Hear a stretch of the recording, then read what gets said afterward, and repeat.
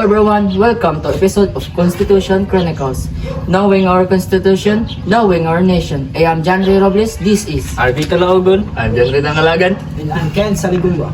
And this is our F4 Talk Show.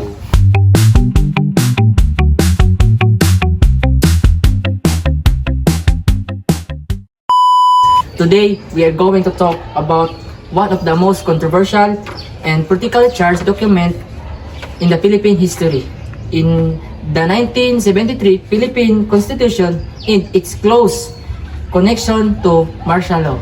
This constitution was during a time of fear and control. It completely changed the form of government and enormous power to one man, President Ferdinand Marcos Sr.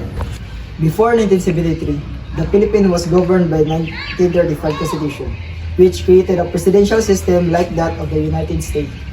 By the late 1960s and early 1970, the country was facing health problems, student protests, rising crime, and a growing communism insurgency.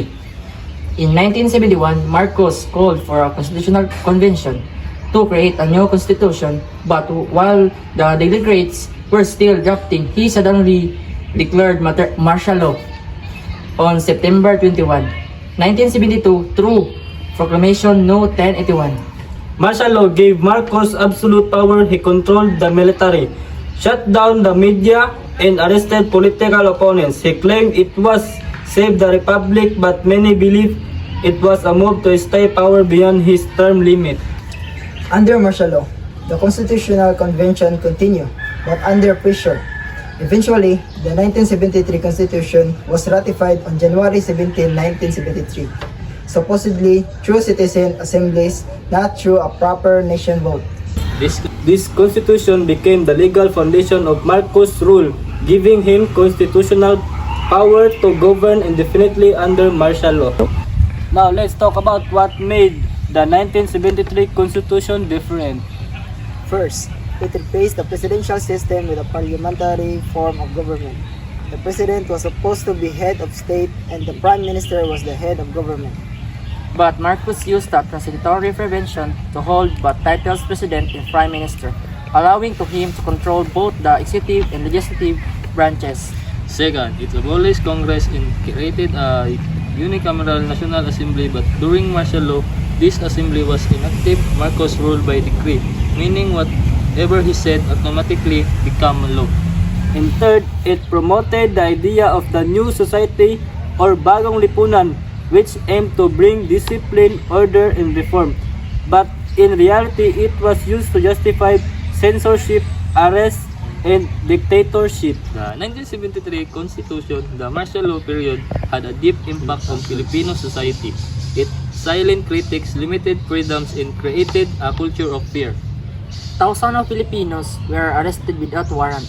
Media outlets were shut down and freedom of speech was taken away. While Marcos promoted infrastructure projects and claimed to bring order, the cause was high corruption, human rights violation, and suppression of democracy. But out of that dark time came unity.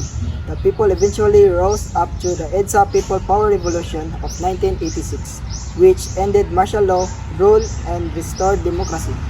If we compare the 1973 Constitution to the 1935 Constitution, we can see the difference clearly. The 1935 Constitution emphasized check and balance to prevent abuse of power.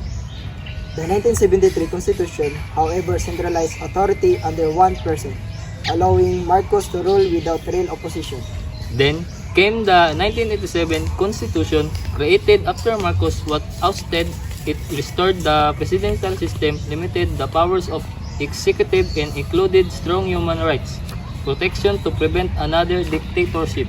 The lesson is clear: a constitution is only as good as leadership who follow it. When leaders abuse their power, even the strongest law can twisted person again. Thank you for listening our F4 Talk Show.